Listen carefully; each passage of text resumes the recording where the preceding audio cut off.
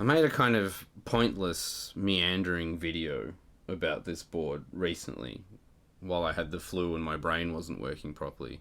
So the outcome was just 10 minutes of flu brain slop in which nothing of value exists. It's just me having a whinge, kind of, and pointing at lights on little boxes, and then it stops, and no one learns anything.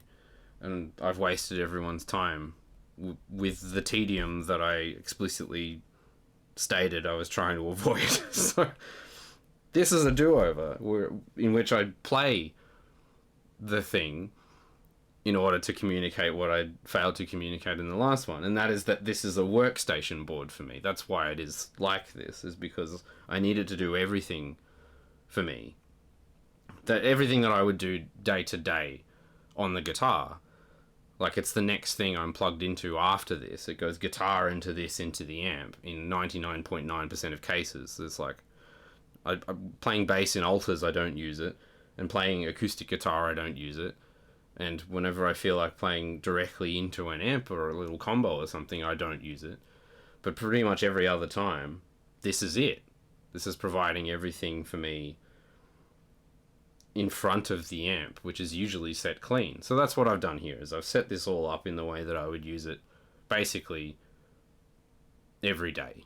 Come in, turn the board on, turn on 2 amps, which are both running in mono at the moment, so it's just the dry guitar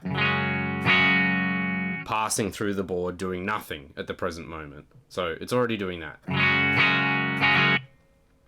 And so, because I need this to do everything for me, it needs really to do 3 jobs mainly, in sort of increasing amounts of complexity. So I'm going to step through them from the simplest thing I need it to do to the more complicated things I need it to do, so you can tap out as it gets increasingly stupid, because this will get deeply stupid, trust me.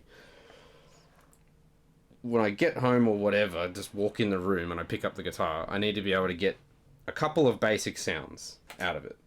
I need this sort of dry guitar thing that I already have, which it does just by existing. I need this sort of Fate's Warning Anubis Gate clean sound.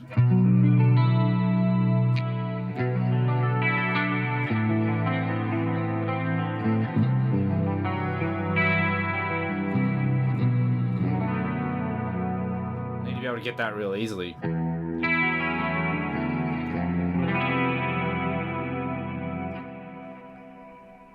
Instant. And then from that, I need to be able to get the shreddy directly into the amp with nothing in between me and the pedal and the amp.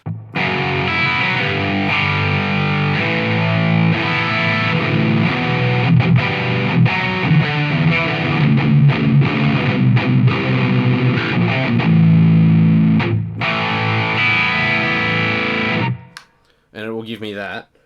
And I need the tube zone with some compression and some echo.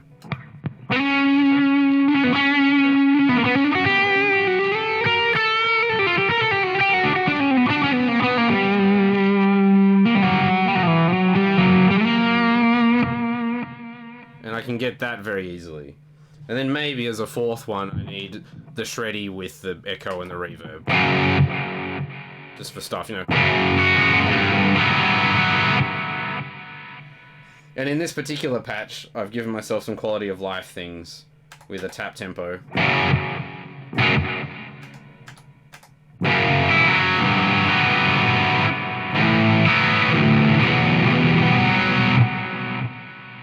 And a subdivision change.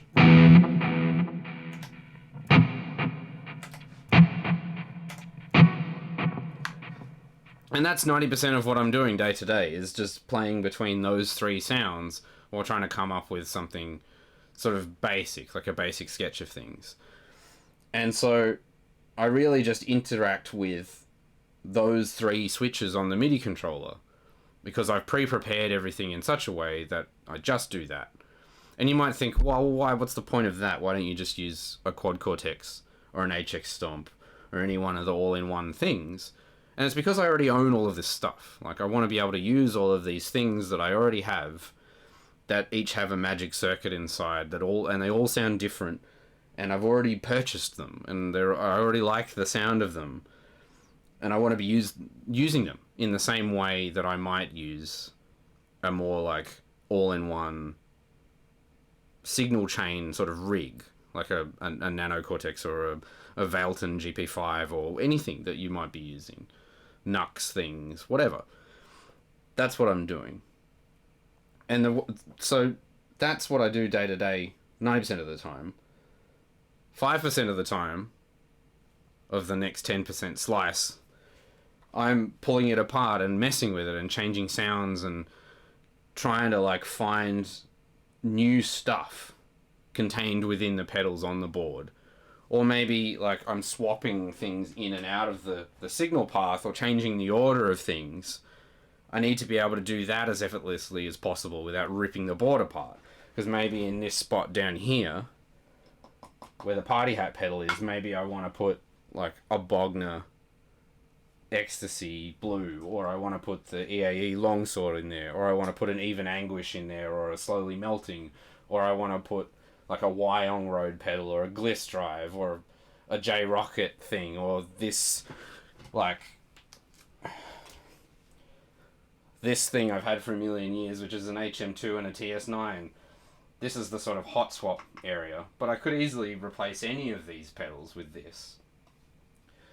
And the same goes for all of the other stuff. Like I need it to be hot swappable, and I need to be able to dig into editors and menus and stuff if I want, without friction. And the way it does that is with all of the matrix stuff that's under the board. Let's see if I can get to it without destroying my life. So all of this is what actually builds the pedal board. The guitar comes in up the top at the tuner. It goes through the MXR Smart Gate and into the input of the RJM Mini Effects Gizmo, which is the matrix switcher that runs the board. And it's basically providing a list of pedals that are looped into it in an order and feeding that to the output. So 90% of the time it is just the input of this through the loop with the shred room on it straight to the output for like a rhythm sound. That's pretty much what I'm using all the time. Maybe there's a reverb on, but that's what it's doing. For all the other things, the list or the order of the things in the list might change, and I don't need to recable anything. I can just recalibrate it with a preset on this, send a program change from the MIDI controller on the top, and all of the pedals change their order, and the pedals themselves switch on and off depending on what I decided. So I can sit there and do these stupid excursions into reordering the pedal board and pulling things apart and changing presets and diving into menus, and I don't really have to do anything. I don't even have to get on the floor and unpatch a cable unless I'm literally swapping a pedal out. So that's the second thing I need it to do for me, is be a sort of instantly reorderable, reconfigurable board without physically doing it. So that's what this is for. The third thing I need it to do is be in the brains of an increasingly complicated live show for convulsing, and that's where all of this stuff sort of gets bolted in. So the board is assumed to be mono. When it's going through all of this stuff, everything's happening in mono. At the end of the chain, it goes into the Lele ABY, and it converts it into dual mono for a stereo rig. It's not really stereo, it's two of the same thing.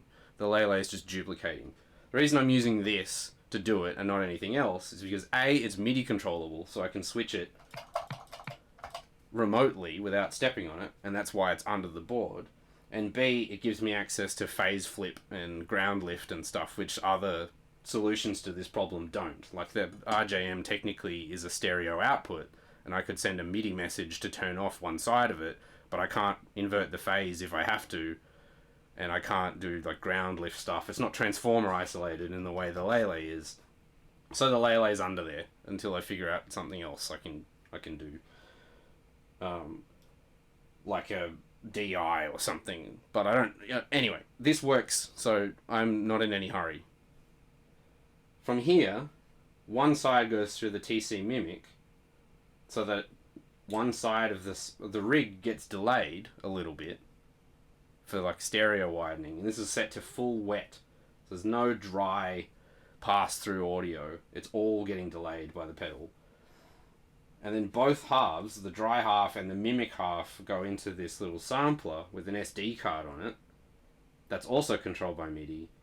And then it passes through that sound to the breakout box out here, the little patch panel, and that goes off to the amp. Or the amps, plural.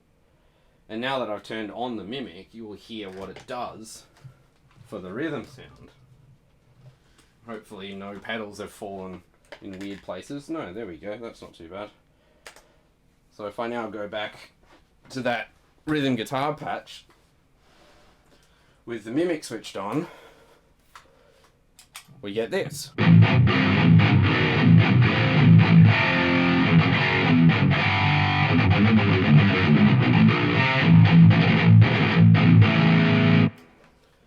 Just for clarity, if I turn it back off again, if I can find it, there it is.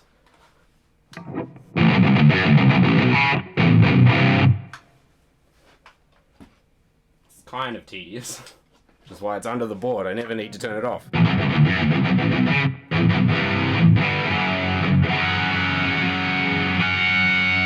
So that's now both amps.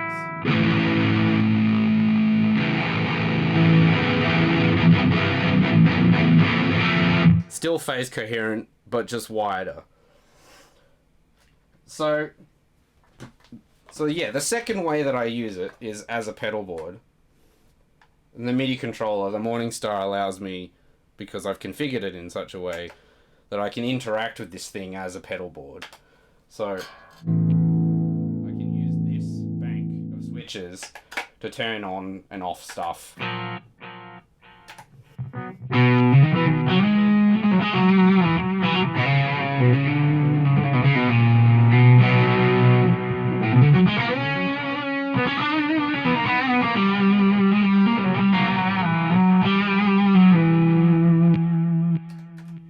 Ad hoc.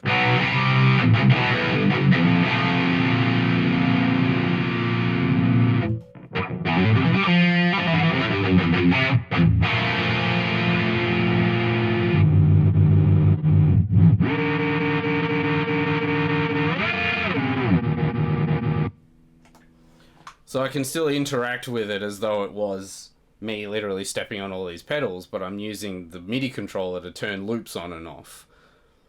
That's the idea, and it is rearranging everything according to my desires, without me doing it. So that's the second level of complexity. And I started talking about how stupid convulsing is.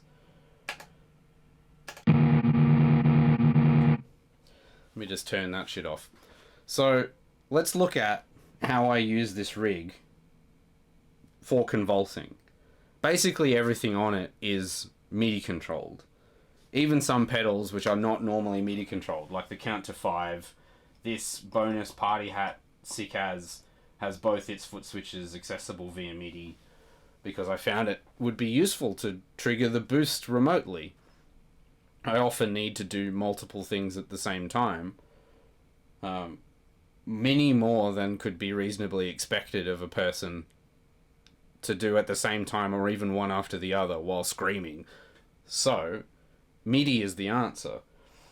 So all of this stuff on top of and underneath the board, and all the ways it's connected with MIDI through pretty much everything, even the prismatic wall, the volume and expression is technically controllable via MIDI from the device underneath the board. There's a little expression splitter under there which can receive MIDI and do silly stuff. It's all to help me do things like this, where to start Pentarch, for instance, the first song in the set, which has the most shit happening in it, we start with the preset. Firstly, let's alright, I'm going to back up one step. Power the board on, hit convulsing, it gives me a list of songs. Each of these songs loads a bank. The bank does a bunch of things when I enter it. Puts the reverb and delay onto the right preset, puts the zoom onto a chorus, sets the drive pedal to be on, this one in the low left corner, but not the boost. Engages the CT5 if I have a loop thing going, which I did earlier, you heard me clear it, because I sometimes use it for inter-song ambiences and things. And we have this sort of chorused, low gain guitar sound coming out one side.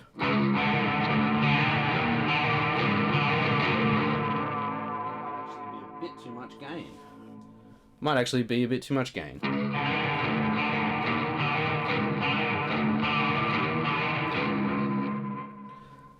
And so once we're done with this,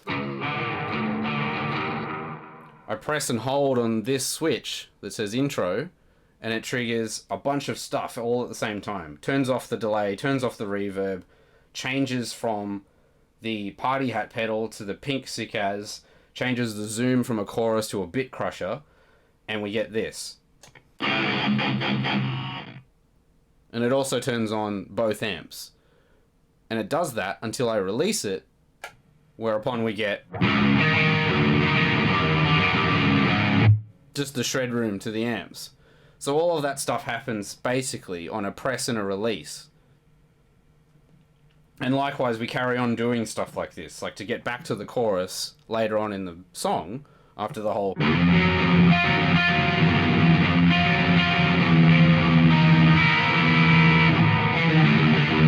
After all that nonsense, we go back to the chorus just for a second.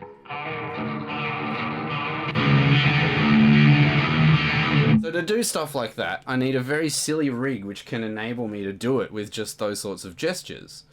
And this is what is required for that. This is the sort of stupid, dense, MIDI interconnected workstation that I've arrived at in the service of getting access to those sorts of things to play live with, to make a more engaging live performance, but also a more enjoyable one where I'm not diving into the pedal. So there's like a simple mode, a slightly more complicated flexible mode, and then an ultra complicated but inflexible mode, and that's what this is. And it keeps getting worse, right? So that sampler I pointed out under the board, I added that because I found I wanted to play leads over recordings of myself through this rig, just like a saved DI wave file of this pedal board through my normal drive sound, and then sort of live reamp it in the way that you would with like a loop pedal at the end. But I needed a way to trigger it via MIDI, and there aren't many loopers that will fire a wave file with MIDI that don't have like a foot switch attached or anything. And I found this little box made by Oscillator Devices. That's the Minerva with the SD card in it. And with it, I can do things like this. When it comes time for the solo, if I step on this switch, which indicates it's solo time and I want to hear the backing, I want the rhythm guitar. This top switch is solo with no rhythm guitar. If I'm only using one amp, or there's circumstances, or I know I'm about to miss the cue because I've fallen over, or something like this. So we step on this, and the following thing happens. It sets up tube zone, compressor, delay, reverb, puts the zoom on a patch, ready to do a pitch effect for a minute later on, and it mutes one side of the ABY, and on the side that's muted, which is the non-me side of the stage, it's the like left channel here, it plays the backing track. Or it's a rhythm guitar. And then I play my lead guitar live over it. And this is what it sounds like.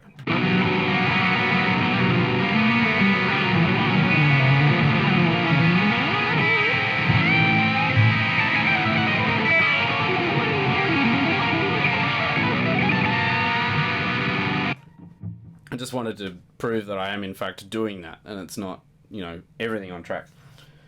But what if, like, I miss that trigger? Like, I come in late. We don't play to clicks.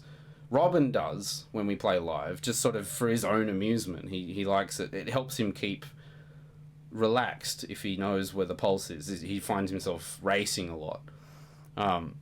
So it helps him to play to a click. But we don't hear it. Peter and I don't hear it. So if I get my timing right, I lock in with Robin automatically because he's playing to a click. But if I get my timing wrong, the backing will be out of time with Robin, and I won't really be able to hear it because it's coming out of the other side of the stage. So my solution for that is, if I know that I've stepped on it at the wrong time, just like a little too late, I can abort the process by stepping on this on the top right. It kills the backing, turns on both sides for my guitar live.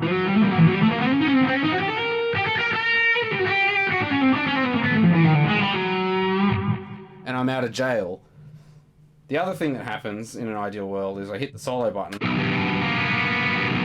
and it takes away a bunch of visual clutter stuff. The solo foot switches disappear again. And all I've got is this pitch effect where it's indicating step on this and hold it. And we get this. This sort of like Frederick Meshuggah thing.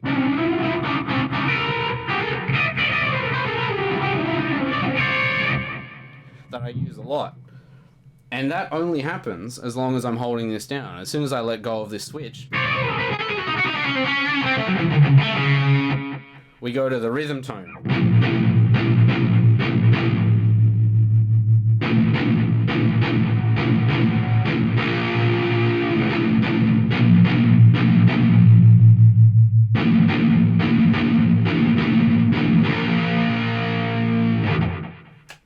And then the next thing that happens is more filter.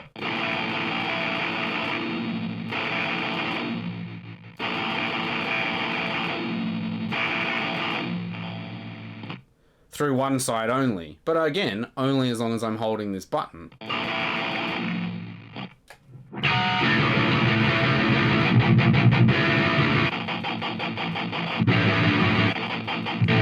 So it's all ad hoc. So it's not fully automatic. I still have to make all of these decisions of when to push stuff. But it's very rigid. There's not very many ways for this to go wrong for me when I'm playing. I barely have to push one button. And there's lots of things where I'm doing a push and a hold because I know that I'm not smart enough while I'm screaming to do 2 button presses. But I still need all of this dumb shit to happen. I need this like choreography to take place. And then we have things like this, right? We're going...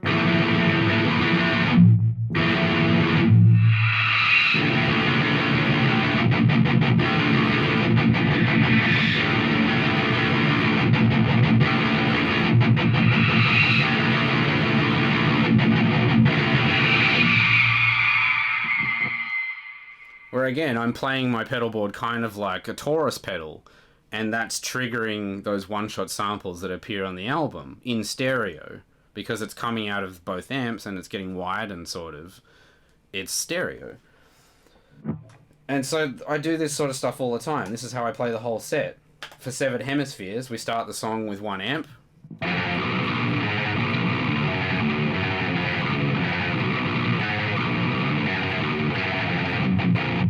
And then press on the thing and we widen.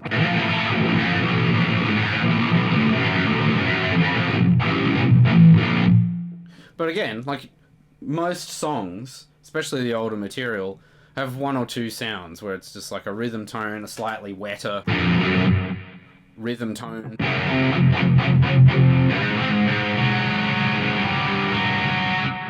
Or I'm doing tempo stuff where like the tempo of that song sort of changes in the middle, where it goes into a sort of cut common at 104 BPM instead of the 178 that it starts in. And then there's things like this where we're doing like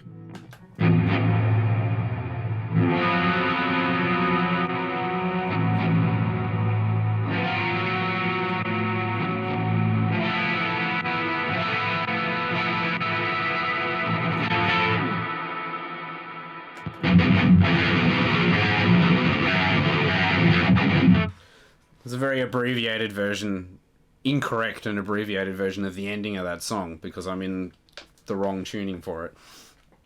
But so I'm, turning amps on and off. I'm doing lots of big to small reverb changes, and this sort of stuff is happening all the time. But usually it's not as complicated as songs like Pentarch are. And that's just because the scope of convulsing has changed over the years, where I now need access to more stuff and more choreography that I can't really get away with just the 3 pedals anymore. And I didn't want to give that up. I didn't want this like spaceship stuff. I didn't want all of this choreography to cannibalize the fact that 90% of the time what I want is just to go to the pad sound.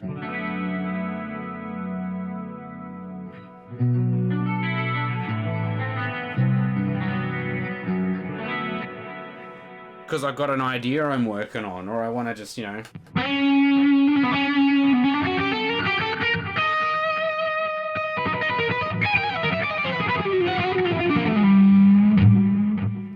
want to do some of that. And I don't want to fuck around too much to get at it. So this is the idea. This is a much longer video, but I wanted to actually say something and, get into it a bit more. And there's other things that this is doing that I'm not even showing off, really. Like I mentioned, the expression splitter down underneath the board.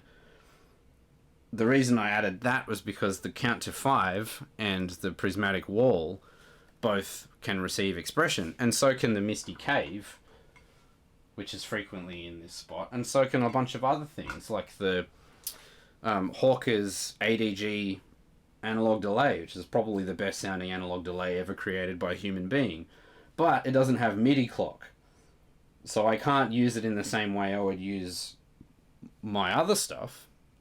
But what I can do is sort of trick it into being clocked by using CV coming off the expression splitter, which is sent to it over MIDI by the MIDI controller. So like there's very deep levels of stupidity going on here if I want there to be. But there's also like really brain dead things, like just having a nice drive sound.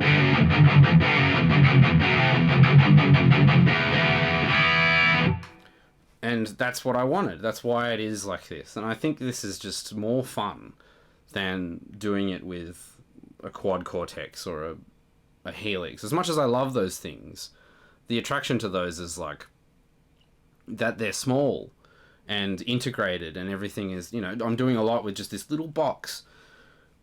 But I want to use all of my stuff. I don't want to go bigger than this, so I had to go more dense and more, over the top in the way I'm using the stuff that I already have. So that's what I chose to do instead of, just trade it all in for an all-in-one, because I definitely could. It would probably make my life a lot easier to use something like an Axe-Fx. And there are friends of mine, Simon Dawes for one, who have been using the same Axe-Fx 2 and doing insane shit with it for years.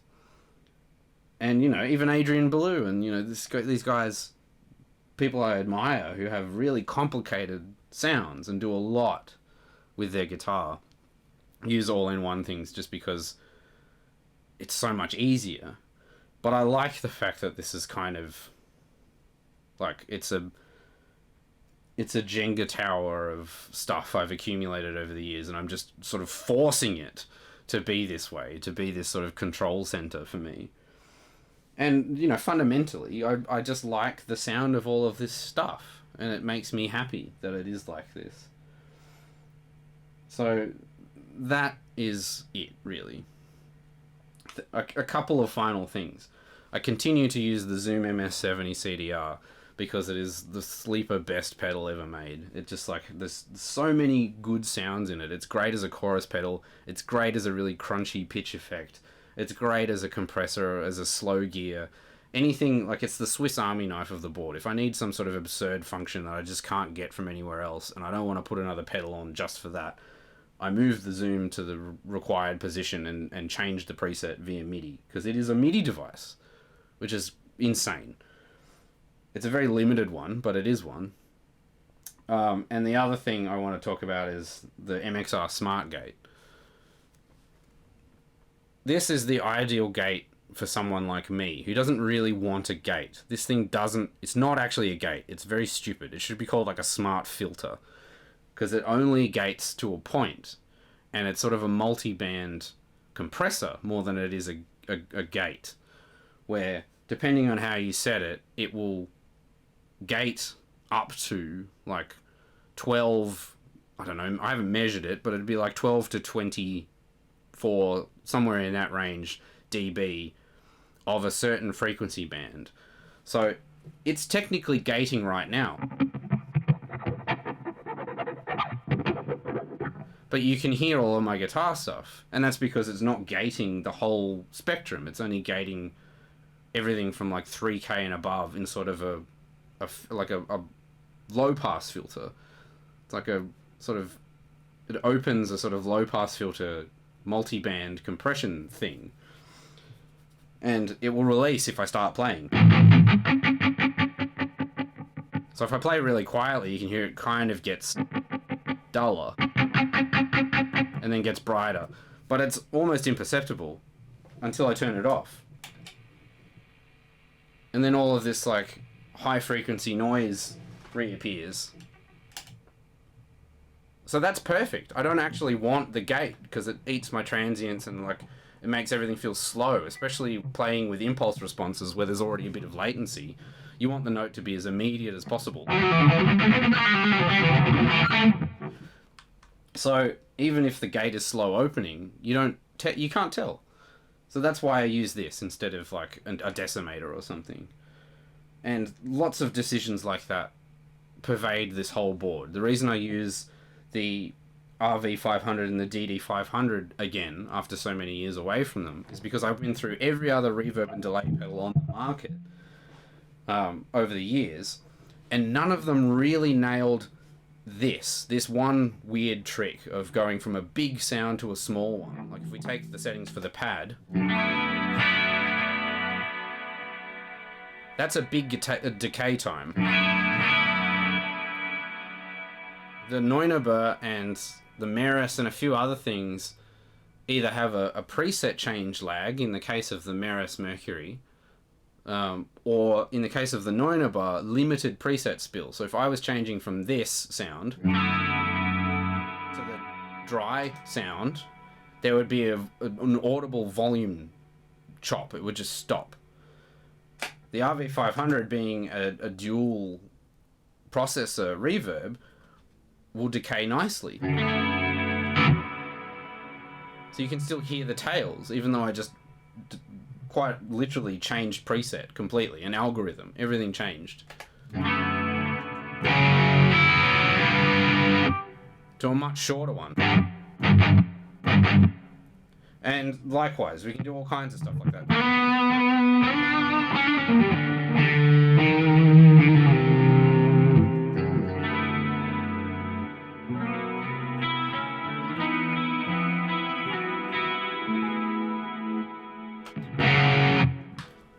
So I've gone back to 2015 to solve that problem. And I think they sound great. I'm not sure why I decided to move away from them in the first place. They really sound great. Anyway, this is just like bonus material at the end for like, why did I use that? Because I used to have an HX Stomp there, which I was using in a very silly way that I won't even get into. It was like parallel paths, and I was using the auxiliary as an effects pedal and then running it back into the HX Stomp sometimes, and it was levels of stupid above this in some ways.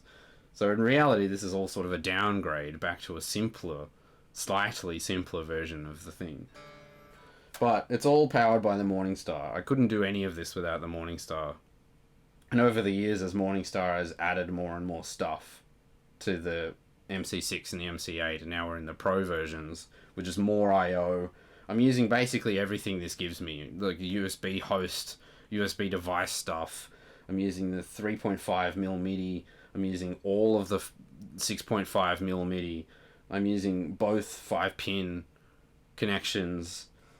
I connect to it with Bluetooth sometimes. I'm using relay ports. Like everything it can do is maxed out because like I've just decided over the years that sounds like a cool thing I can do with this.